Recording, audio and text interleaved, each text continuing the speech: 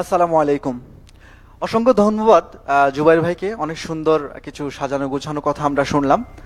আসলে আমরা যারা যুব আছি বা আমরা যারা এখন সামনের দিকটা নিয়ে চিন্তা করছি, ভাবছি যে আসলে কি আমরা করতে পারি, আমাদের জন্য আসলে ভবিষ্যৎটা কেমন হবে, আমরা ভবিষ্যতের জন্য কতটুকু প্রিপেয়ার্ড, এই জিনিসগুলো নিয়েই কিন্তু আসলে আজকের কথা, আজকের আলোচনা।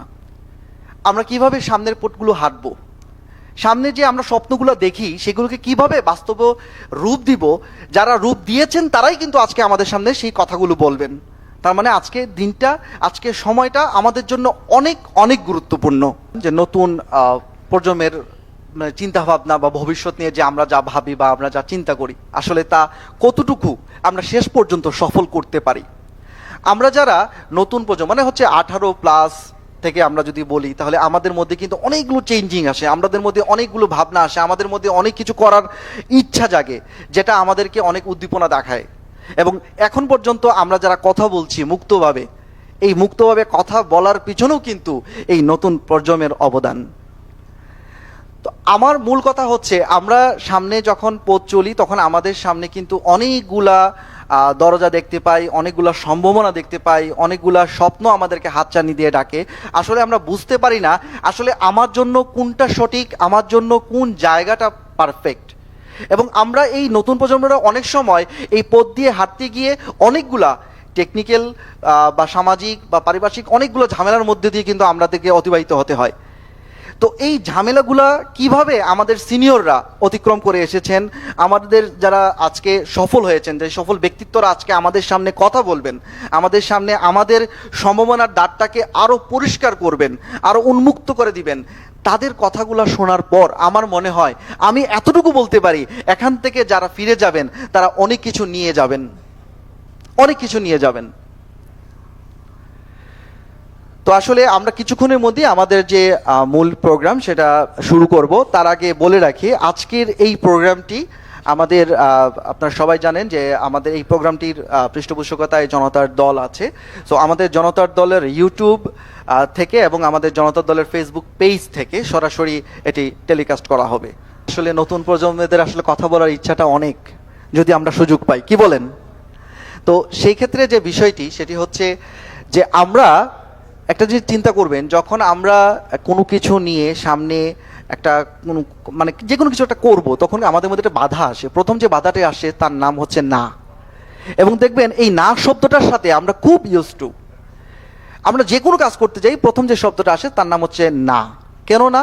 কারণ এখানে অনেকটা বিষয় থাকে, সেটা হচ্ছে আত্মবিশ্বাসের অভাব, বা আমরা যে কাজটা করতে যাচ্ছি হয়তোবা সেই কাজটা আমার জন্য সেই সময়ের জন্য উপযুক্ত না, অথবা সেই কাজটি আমি যে করতে পারছি সেটা ঠিক মতো করতে পারবো না, যার কারণে এই না শব্দের সম্মুখীন আমরা কিন্তু সবচাইতে বেশি হই। যদি বলা যায় জন্মের পর থেকে আমরা সবচাইতে বেশি যে শব্দটা শুনি তার নাম হচ্ছে না, কারণ নাটার সাথে আমরা খুব ইউজ টু। তো যাই হোক, আমরা যে নতুন প্রজন্মের কথা নিয়ে ভাববো আজকে, যে আলোচনার শুনবো আজকে, এই আলোচনা শোনার মাধ্যমে একটা জিনিস আমি নতুন প্রজন্মের জন্য বা আমি আমার নিজের জন্য বলি, যে আমাদেরকে যা কিছুই করি না কেন সততার মাধ্যমে, আত্মবিশ্বাসের মাধ্যমে এবং পরিশ্রমের মাধ্যমে যেন অর্জন করি, তাহলেই কিন্তু আসলে আমরা নতুন প্রজন্ম সামনের ভবিষ্যৎটাকে আসলে উজ্জ্বল করে তুলতে পারবো।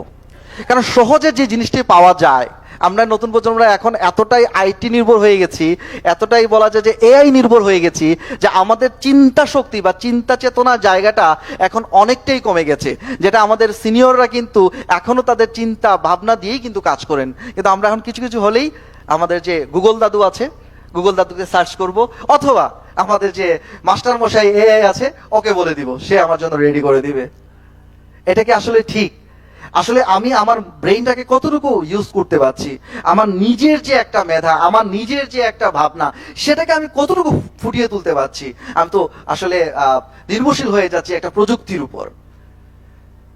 কিন্তু এতটুকু বলতে পারি, আজকে আপনাদের সামনে যারা কথা বলবেন, আজকে আপনাদের সামনে যেসব বিষয় নিয়ে আলোচনা করবেন, তারা কিন্তু সেই প্রযুক্তির সাথে থাকলেও তারা এই জায়গা পর্যন্ত এসেছেন শুধুমাত্র নিজেদের পরিশ্রম দ্বারা, নিজেদের মস্তিষ্কের চিন্তা ভাবনা চেতনা দ্বারা।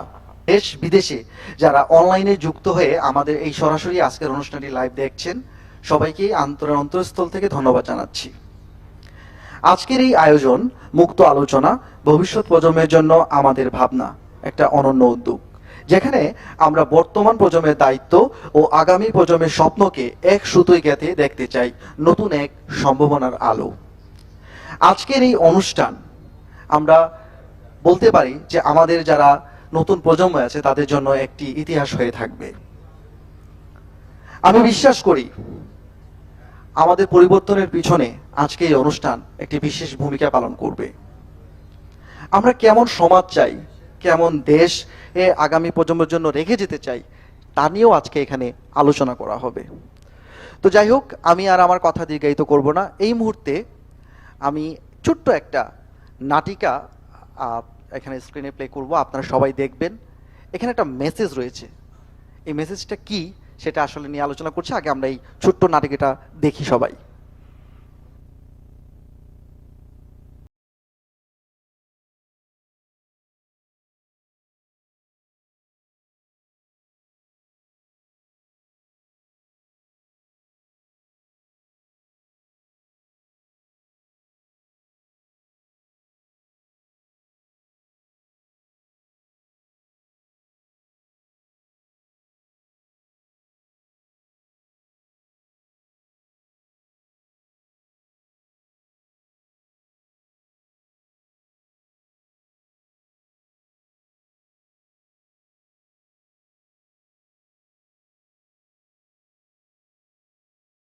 আছে, সে আর কখনোই দেশে ফিরবে না। এতক্ষণে বুঝলাম, আমাকে বলে তো তুই একটু হালকা হতে পারলি। এই একই কষ্ট আমি কিন্তু কাউকে বলতে পারি। মানে গত মাসে দিদিও বিদেশে পড়তে গেছে, যাবার আগে বলেছে সেও আর ফিরবে না। কেন যেন হয়, কাছের মানুষের দূরে চলে যায়। চল আমরা বরং বড়দের গিয়ে বলি, তারা তো সব সব জানে, হয়তো আমাদের প্রশ্নের উত্তর তারাই দিতে পারবে। চল।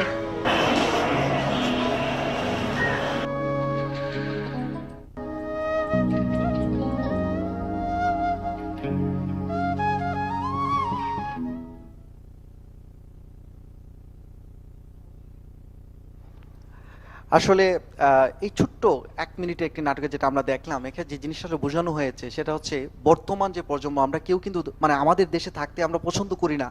আমরা চাই শুধু চলে যেতে, বাইরে দেশে চলে যেতে। আমাদের দেশে মন টিকে না। কারণ কি? কি কারণ?